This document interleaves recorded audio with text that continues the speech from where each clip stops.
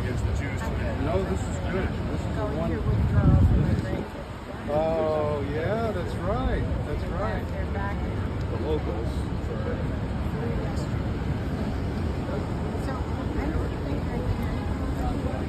Oh, okay.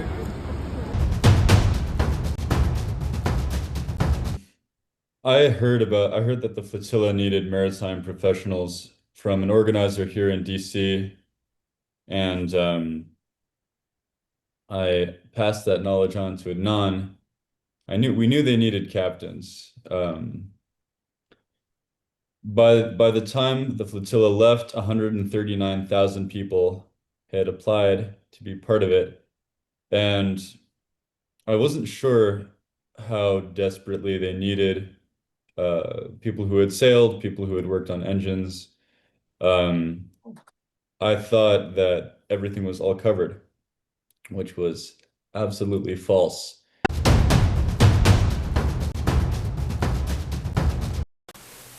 One. Hello, my name is Stanley Heller. Welcome to the Struggle Video News. The ceasefire genocide continues. Shana Lowe of the Norwegian Refugee Council says only 100 aid trucks are getting into Gaza a day, way below what was agreed upon, and infinitely below what is needed.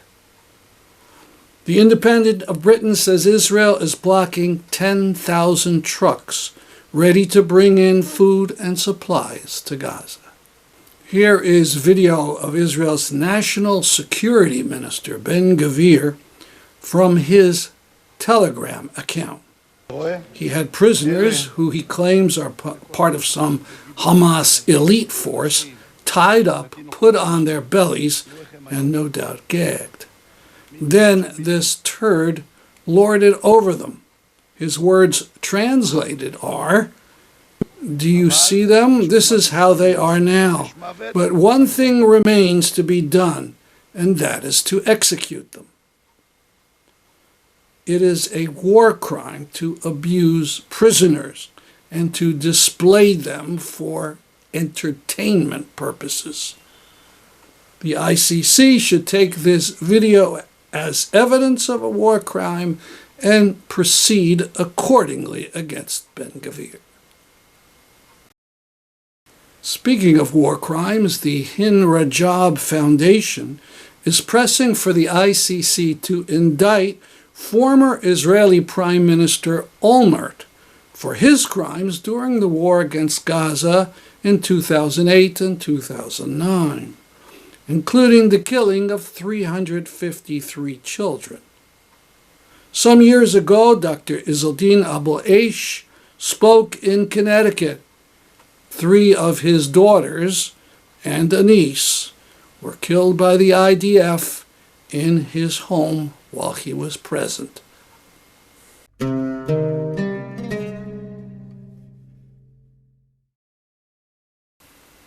This news from the BBC is actually from March, but we didn't notice it at the time.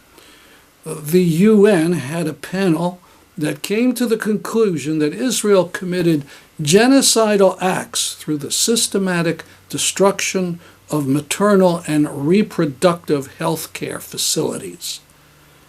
In specific, it talked about an Israeli bombing of an in vitro fertilization lab in Gaza City in December 2023. The IDF wiped out 4,000 embryos at the Al Basma IVF Center, dashing hopes for hundreds and hundreds of Palestinian couples for the birth of a child.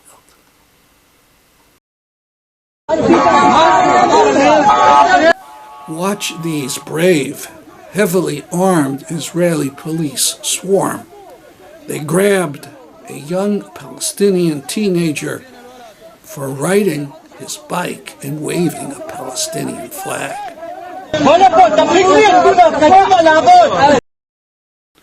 The Courage Award will be presented at the Palestine Museum, U.S. on Saturday, November 22nd at 3 p.m. in honor of Dr. Abu Safiya. Mahmoud Khalil will be the featured speaker. Time is of the essence to free Dr. Abu Safiya. This doctor, Hussein Gawadre from the West Bank, died in an Israeli prison on November 2nd. He was the 81st prisoner to die in Israeli custody since October 7th.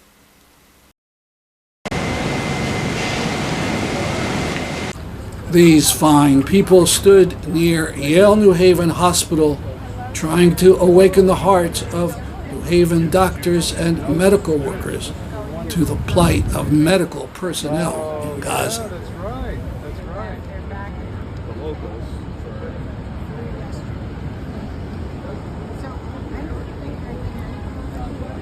Oh, okay. Yeah. Yeah. 19th, I think. Yeah. Yeah. We have different approaches. I would say that when I had my cataract removed, when I had St. Louis, that was close to a miracle in terms of meditation. But it wasn't a miracle. That was pretty good science. And it's very unusual. It's very unusual. It happens to everybody. This is the October 30th, 2025 edition of the New England Journal of Medicine. The title is Standing by Our Colleagues in Gaza, a Plea to the U.S. Medical Community. It's authored by Feroz Sidwa, MD, MPH, Yasmin Abu Fraya, MD, MPA, Akiva Leibovitz, MD, Naftali Kaminsky, MD. Three of us have recently worked in war zones, but the American medical community's response to our experiences could not have been more different. When Doctors Leibovitz and Abu Fraya described treating civilians injured in the October 7, 2023 Hamas-led attack on Israel, their accounts of gunshot wounds, severe burns, and complex trauma were met with interest and compassion. By contrast, when Dr. Sidwa discussed his experiences in the Gaza Strip twice since March 2024, he often met distrust or hostility. In Gaza, Sidwa found a healthcare system devastated by a blockade, sieges, and invasions of hospitals, lack of supplies and equipment, and a workforce constantly subjected to lethal violence. Between his two visits less than a year apart, at least 6 nurses and 2 physicians he had worked with were killed in Israeli attacks. Many more healthcare workers were detained without charges, starved, and tortured. On March 18, 2025, during his second visit, Israel broke a ceasefire with a surprise aerial attack, killing more than 400 people. In 10 minutes, 221 injured arrived at Nasser Medical Complex where Sidwa was volunteering. About half severe injuries were in pre-teen children. The surgeon who led triage during this event was barely 2 years out of residency and had spent 7 months of that time in Israeli detention. 45 minutes into the event, he received the body of his father-in-law. Of the children he cared for that day, Dr. Sidwa frequently thinks of 5-year-old Sham and 16-year-old Ibrahim. After extubation, she eventually spoke, asking her mother for eggs and juice. Her mother collapsed on the floor sobbing. Where could she find such luxuries in a land of famine? Now we go to Tor and Adnaan Sturmo of Massachusetts. One is a maritime captain, the other a maritime engineer. They were on separate boats for 2,000 miles in the latest Gaza flotilla. They talk about their experiences on sea and the brutal treatment they received from Israeli authorities. I first began working as an activist, in the background um, around October 7th, and then very quickly joined a movement in to me that our government was many, many steps behind where the people of this country, let alone the world, are. Um, I decided that it was important to get on the ground in Gaza, sorry, in the West Bank and inside 48 lines. So I went and worked there doing protective presence, teaching kids, working on upgrading agricultural technologies and building youth centers. And then once Wow. I heard from the DC folks that I was in touch with that they were desperate for captains and people with maritime experience on this Gaza flotilla, I felt that it was the only thing that I could do. I felt that it was and I've heard this from so many people who were involved that it was like an inevitability. It was um, as soon as they heard about it, as soon as they got accepted, it was just there was no question in any of our minds that this was a fundamentally necessary thing, that this was not a solution, but a piece, a step forward in the march of history to the liberation of Palestine. You asked about the interception, Nonviolence. the nonviolence. I will say, like, for the training that we had in Barcelona, we did a very, very serious job of training in nonviolence, in making sure that we were not exposing. We knew that we were going into a violent situation. We were breaking an illegal military blockade, or attempting to, but we had a very serious commitment to not escalating and giving any excuse to the occupation forces to shoot us, to bomb our vessels. I think that was a very good calculation, because we understood that, although we had 42 vessels that arrived, and those 42 constituted a greater number of vessels than than all of the flotillas together that had ever attempted to break the siege before.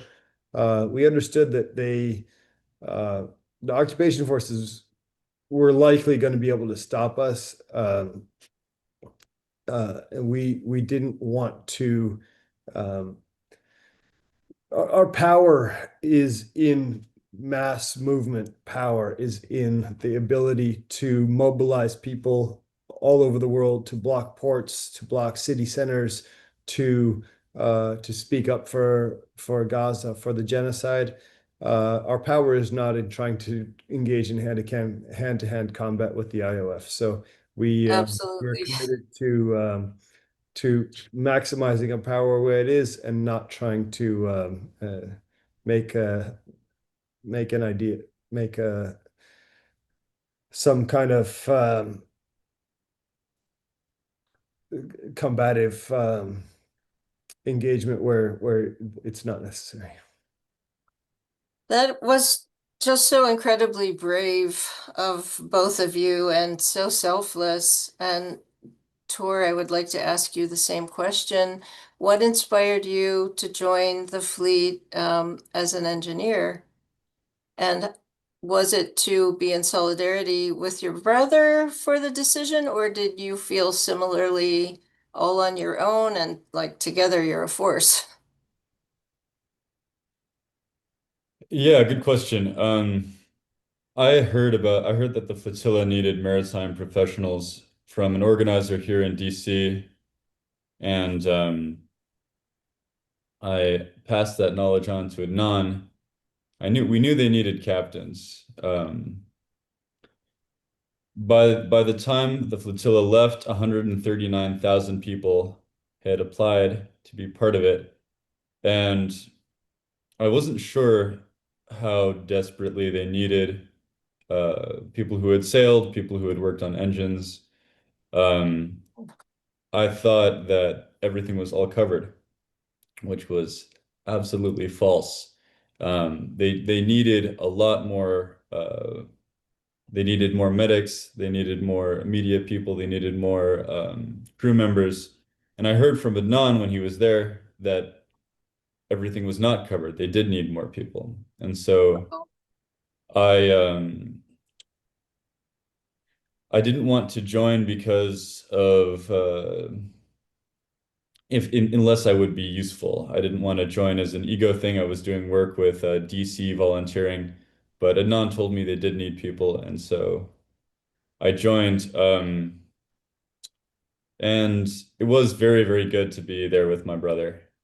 Being in prison with him, we were in the same cells the whole time through. It would have been much harder to be alone and doing it in solidarity, of course, with the Palestinian people, solidarity with activists from all over the world, but also my flesh and blood really meant a lot to me. Well, thank you. Adnan, this question is for you. So you were on the flotilla while everyone was on the flotilla for over 30 grueling days, and you navigated nearly 2,000 miles, which for someone like me, I was reading about these things in kilometers. I don't really know how big a kilometer is, so I sort of converted it to miles. And then I was trying to visualize what is 2,000 miles, and it's nearly 3/4 of the width of the United States from east to west, or west to east, if you like. Nearly 3/4 of the width of the United States on the water, um, expecting that anything could happen at any time. And you faced drone strikes, sabotage attempts, and the constant shadow of the Israeli Navy. Can you share with us what happened when the Israeli forces attacked your vessel, how your crew responded, how you were able to hold them off for an hour, and also the other things that you witnessed that were happening to other boats, such as water cannon being used on them, and some horribly awful thing called skunk water. Yeah, well, the the mileage itself is once you're offshore for a few hundred miles, it's something that you get used to. And for me and my crew, it wasn't a big deal, but it was we we were forced to leave Spain from the Barcelona main port because the organizers of the flotilla were very worried that we would start getting our vessels impounded due to uh, bureaucratic warfare. They occupation. The U.S. the did different allies of that support the extermination of people in Gaza, and there's a lot of political power there, and we were running very low on possibilities to be able to leave safely and be able to get our fleet out and safely into international waters. And the real problem with that was that there was a storm coming down from the north that hit us the first night that we left Barcelona. And it wasn't a big storm. It was a little gale, but to people who hadn't been on the ocean before, it was very difficult, and there was a lot of seasickness. There was a lot of people thinking that the world might be ending any minute. Wow. Well, I'm sure I would have been someone like that. That's a terrifying thought to me. Be on the open water. Oh, sorry to interrupt. No, it's all good. It was something that was both a blessing and a curse because it broke a lot of the things that were kind of weak. A lot of these boats were very old. A lot of these boats hadn't been taken care of properly in a Oh, while, and we fixed them up in a hurry, but there were a lot of fixes that were kind of half done, and we got to learn what those were because they promptly failed, and we had a lot of boats kind of floating around, and a lot of people kind of losing their minds a little bit in that first gale. And some of the people, we had one person on my boat who was very committed to sailing to Gaza, but she was just so freaked out by that first storm that she felt that she couldn't continue. And I have all respect in the world for her and for the work that she'll continue to do elsewhere. But I was glad to know at the first in the first couple of days that you know it wasn't the right fit for her, and that right. being on the water, it takes a certain kind of grit that is not easy to dredge up and to come by. So we ended up with a very solid crew that we were able to once we hit the more serious attacks from the drones, from uh, I mean, there were submarines around us, and once we got the final interception, we were a very tight-knit team, and I was very appreciative of that. And so you held off being captured. I'm not sure what the correct term is, but you were captured and Yeah. um you held off the Navy for one whole hour. That's what I've read. Um and then you used your nonviolence training, I guess, when you finally were Yeah, I captured. mean, when we saw the interception boats coming in, first of all, we heard them more than we saw them because there was a lot of boats that were illegally, without lights at all, Oh, and they were driving through the middle of our flotilla, and they had jamming devices on them that were cutting off wow. all of our communications, so we couldn't use our radio, we couldn't use uh, any of our internet. We couldn't Wow. communicate with each other in any way because they wanted to isolate and knock out the boats one by one. Um, and we saw it was a lot of high-speed military vessels driving around in circles, sometimes shining spotlights on us to disorient. And then we saw many vessels being attacked by high-power water cannons. And we eventually got hit by one of those water cannons. By that time, I had realized that there were only two boats that were equipped with those water cannons, so I knew that the longer we held on, um, the closer the rest of our flotilla could get to Gaza. I knew that they Wow. probably had I'd seen on the Israeli news that they had brought up 600 reservists to augment their forces for the boarding parties. So I knew that that probably wasn't an issue. I mean, once they boarded us, they'd have to have boarding teams for every boat. But as far as the water cannons, I only ever saw two of them, and I decided to try to hold on as long as possible in order to make those water cannons. Unavailable for blasting other boats and for other boats to be able to get closer to shore. And so at that Oh, at that wow. point, all of us were out on deck because I had many friends who had boats that had autopilots, and those autopilots, were able to drive the boat solo, so they were able to go below, and the water cannons would pound their hulls, pound their decks, and destroy a lot of the things on the boats. And but they were able to kind of stay safe from them.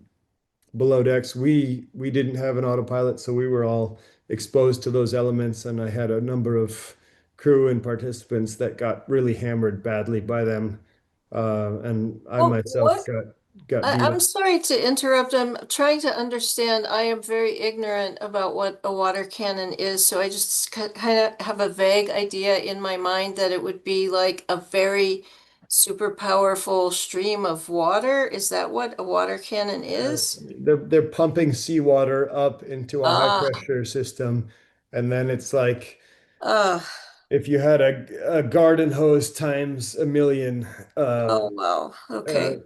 blasting. I'd say, Wow. that it would, Wow.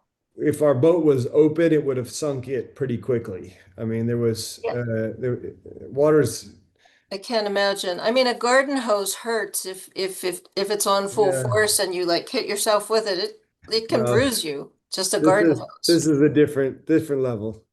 Finally, this big news: the sandwich thrower has been acquitted. ICE said he threw a sandwich at them and said bad words. Janine Pirro, the D.C. federal prosecutor, literally tried to make a federal case out of it, but a grand jury refused to indict. So Pirro then put the man on trial for a misdemeanor, but the jury voted not guilty. Evidently, Pirro's case didn't cut the mustard. That's our program for today. See you next week. I'm Stanley Heller for the Struggle Video News.